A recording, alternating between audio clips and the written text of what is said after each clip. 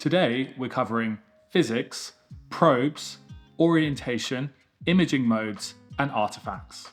Okay, so I completely understand that these are probably the least exciting of all topics. However, they are fundamental to get your head around before you venture off into the wilderness.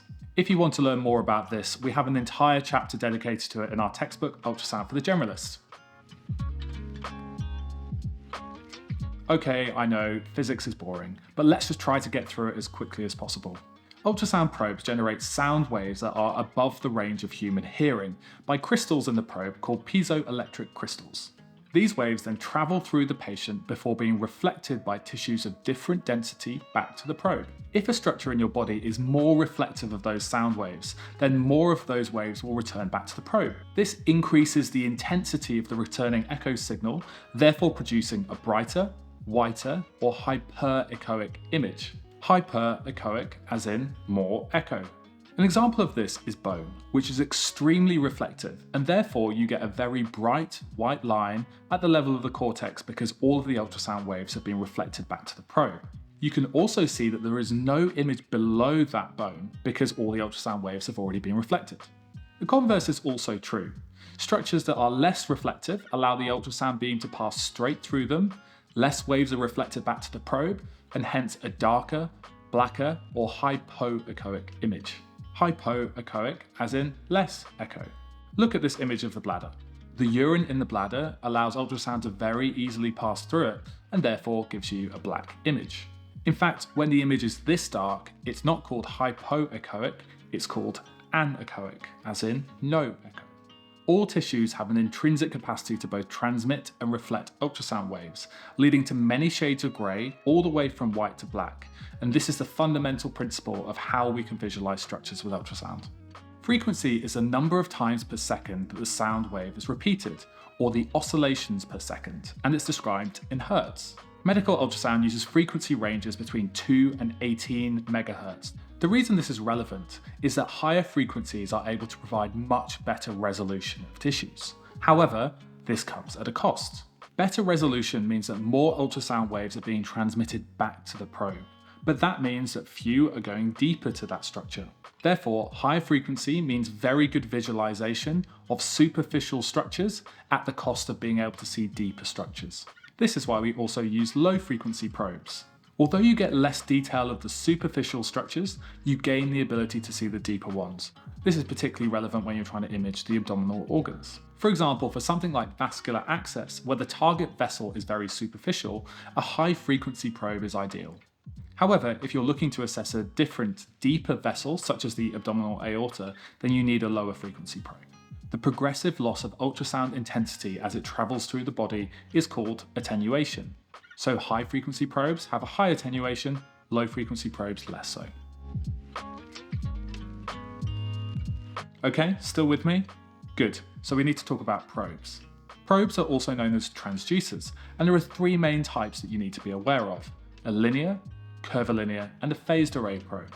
The linear probe is a high frequency transducer which allows very good visualization of superficial structures, of course at the cost of imaging deeper structures. It has a large skin footprint, as in the surface of the probe covers a relatively large area of the skin. It generates a rectangular field of view and is very good for vascular access, deep vein thrombosis, musculoskeletal and soft tissue ultrasound, eye ultrasound, and for the upper parts of the lung. The curvilinear probe has a lower frequency and therefore is very good for visualizing deeper structures. It generates a wedge-shaped field of view and again has a relatively large footprint. This footprint is useful for imaging things like the liver or the kidneys, however can be a bit more limiting if you're trying to get through tight spaces, such as the ribs. These spaces are termed acoustic windows. These probes are perfect for abdominal and pelvic imaging, or if you're looking at the bases of the lungs and the diaphragm. Okay, lastly, the phased array probe, or sometimes called the cardiac probe, although strictly speaking, this isn't ideal terminology. This is also a low frequency probe with a similar frequency range to the curvilinear probe. However, with this probe, the crystals can be steered electronically across the image, meaning it requires a much smaller footprint. This makes it perfect for situations where you need to image through small gaps or small acoustic windows, such as the ribs in cardiac imaging. It can also be used for some of the low frequency applications such as abdominal and pelvic imaging, but probably won't be as good as a curvilinear. There are plenty of other probes for dedicated applications, but these are the main ones that you'll come across and the main ones that you're going to need. Some of the newer portable machines are able to use computer algorithms to simulate multiple different probe types. This means that they behave like different types of transducer depending on the preset that you select. This is great in resource-limited settings because you only need to take one probe. However, the compromise with this is that you can lose the best elements of all of the different transducers. In my experience, this is particularly true with cardiac imaging, where the larger probe footprint can actually make it quite difficult to get good pictures in the hard-to-image patient. Okay, 4 main imaging planes that we use. Number 1, the sagittal plane. This means we're scanning parallel to an imaginary line splitting the left and the right-hand side of the body. 2, the coronal plane. This means that we're imaging across a line that separates the front and the back of the body. Both the sagittal and coronal planes can sometimes be called the longitudinal plane or longitudinal axis, which is a convenient term because the probe is aligned with the long axis of the body, but is clearly less descriptive than the other terms. The transverse or axial plane means that you're imaging across a line separating the top from the bottom of the body, and is perpendicular to both of those longitudinal planes. Lastly, the oblique plane describes something that is somewhere between these others. Some structures like the heart, gallbladder, and kidneys are often imaged in planes that don't really fit into any of these categories. This is because they can have a variable axis within the body. In these circumstances, we can use the term long axis and short axis to describe an imaging plane that is relative to the organ itself. The gallbladder, for example, is only tethered in the body by the gallbladder neck, and therefore can have a super variable axis within your body. We therefore manipulate the probe in whatever way we need to get both a long axis and a short axis of that gallbladder. It's important to make sure that your probe is also aligned with what you're seeing on the screen. All probes will have some kind of marker to enable you to orientate yourself. For most imaging, the probe marker should be pointed upwards towards the patient's head, or cephalad when you're using either a coronal or sagittal plane, or towards the patient's right-hand side if you're imaging in the axial plane.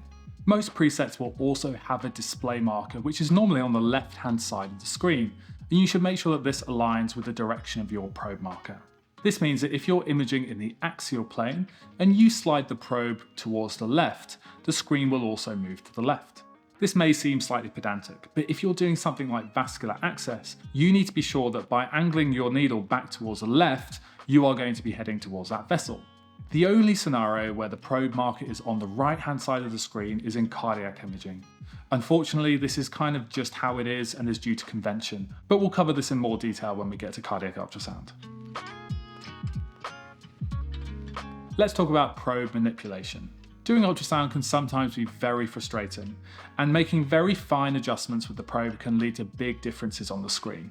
It's important to be confident when handling the transducer and understand how your deliberate movements can change your resulting image. Make sure that you are comfortable when handling the probe and that you anchor yourself to the patient. This helps to keep the probe nice and still. Often holding the probe like a pencil can make it much easier to control. There are 4 basic movements to be familiar with, and the most important thing is to remember to only do one of these at once. One of the commonest mistakes people make when they're starting out is that they do all the movements all at the same time.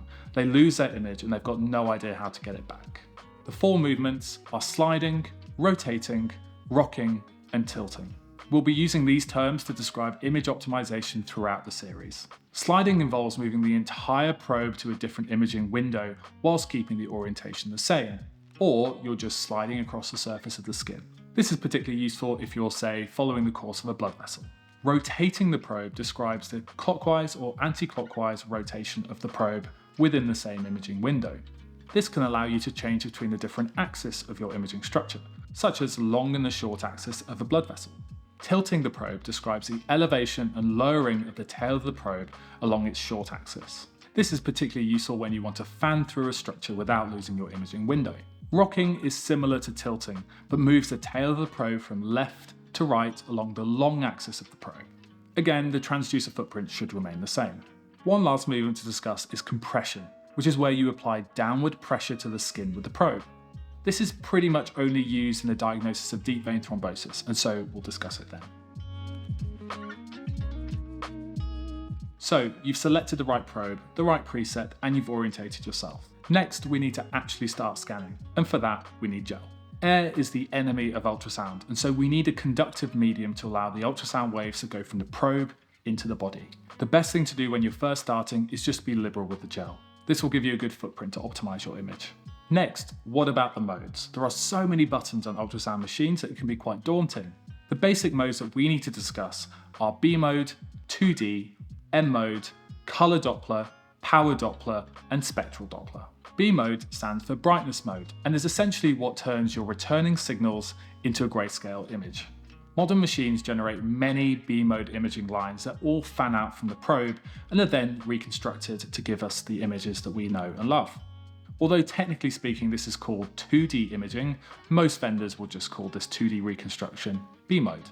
If you ever get lost when you're using ultrasound, all you need to do is hit 2D or B mode, whichever one the vendor uses, and you'll get back to home.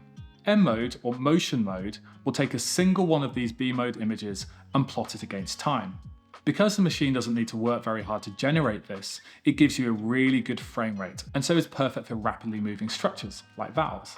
When you press the color Doppler button, a box will appear over your area of interest and demonstrate the direction of blood flow, using a principle called Doppler shift. Don't worry, I'm not going to go into detail about Doppler shift, but it's essentially the same process as when an ambulance siren changes in pitch as it comes towards you and moves away from you. The resulting image shows blue colour when the flow is going away from the probe and red colour when it's coming towards the probe. Blue away, red towards, or BART. An easy way to remember this is that Bart Simpson has a red shirt and blue shorts. Easy. The colour region of interest can be sized to whatever you need. Just remember that the bigger the box, the harder the machine needs to work, and therefore you're going to get worse frame rates. Try and make the boxes as small as you can get away with. Power Doppler is similar to color Doppler, but gives you an image that is independent of the direction and speed of the blood flow, and is demonstrated on the screen in an orangey yellow colour. It is much better at detecting lower velocity flow than color Doppler, and therefore is particularly useful in, say, musculoskeletal ultrasound to demonstrate near vascularity in things like tendinopathy.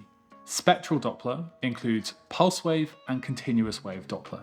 These often appear as a PW or a CW on the ultrasound machines. These are for more advanced blood flow analysis and is probably beyond what we need to be doing now. We'll pick up more about these in the future. As I've already alluded to, we need to try our best to limit the work the machine has to do to get the best possible image. There are a couple of things that we should be doing to optimize our pictures. So, firstly, we need to avoid excessive depth. The more depth we have, the harder the machine has to work. So, it's good practice to minimize the depth as much as possible whilst being able to see the structures that we're interested in. The same can be said for sector width. Sector width is how wide our imaging box is, and can be widened or narrowed as needed. We should try to reduce our sector width where possible to reduce the amount of work our machine has to do. Zoom, as the name suggests, allows you to zoom in on part of your image. Pretty self-explanatory. But one thing to remember with this is that your entire 2D image is still being processed in the background, and therefore zooming is going to have no impact on your frame rate. So it's important to reduce your depth and your sector width before you start zooming into images. Gain is how bright your image is on the screen and is an interesting issue. People early in their scanning journey will often massively overgain their image to try and improve the picture quality. The way the gain actually works is to amplify the signals that have already been received by the probe. Therefore, gain is never really going to save a bad image. All it's going to do is introduce distortion and artifact. The key principle with gain is to look at structures that should be black. That is, things like blood and fluid. You can see in the image on the left that the blood in the left ventricle has much more of a grey than a black appearance. Whereas on the right, the blood is definitely black, but so is everything else. These are examples of an overgained and undergained image. Somewhere in the middle of the two is optimal. The black things should be black, but you should still be able to see everything else. Time gain compensation, or TGC, is a method to specifically alter the gain at different levels of your image. Don't worry about this right now and just keep everything neutral. Okay, we're on the home stretch. Well done for making it this far. Sometimes what's displayed on the screen is not truly representative of what's happening in the body. These are called artefacts, and are simply due to the ultrasound wave physics and how the machine processes them. But they're extremely important to understand so that we don't misdiagnose things. Acoustic shadowing happens deep to a highly reflective structure. Remember, highly reflective structures reflect all the ultrasound wave back to the probe, and therefore there's none beneath it.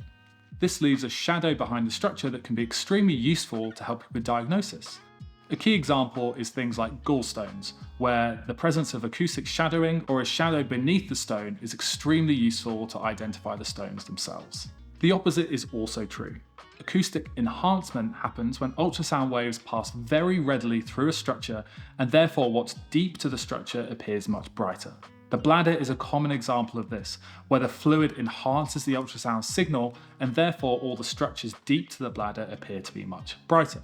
Reverberation artifact happens when ultrasound waves bounce between two very strong reflectors. Because they bounce between the reflectors, it increases the time taken for the probe to detect the signal. A classic example of this is a reverberation artifact of the pleural line that you see in lung ultrasound. We get the real signal of the pleural line, but then we get reverberation artifact A lines underneath the pleural line that are not real structures, but just reverberation from the air to tissue interface. Mirror image artifact is the last one that we'll discuss. When ultrasound hits a highly reflective structure at a perpendicular angle, it can end up taking quite an indirect route back to the probe. The machine unfortunately can't detect exactly where these returning signals are coming from, and therefore you get this mirror image artifact either side of the strong reflector. This is most commonly seen in the right upper quadrant view, where the liver can be reflected either side of the diaphragm. Whenever you're unsure whether a structure is real or artifact, the best thing to do is try to image from a slightly different orientation or plane. Only once an abnormal structure is identified on more than one view can it be counted as being real. Well done for making it this far. If it's any consolation, that was also very painful for me. Unfortunately, these are key topics that you do need to get your head around before you start scanning, and I know from making these mistakes myself that it's helpful to know at first. Some of these concepts we may have to rediscuss where they're relevant in the future, but for now, let's move on and start scanning. See you next time.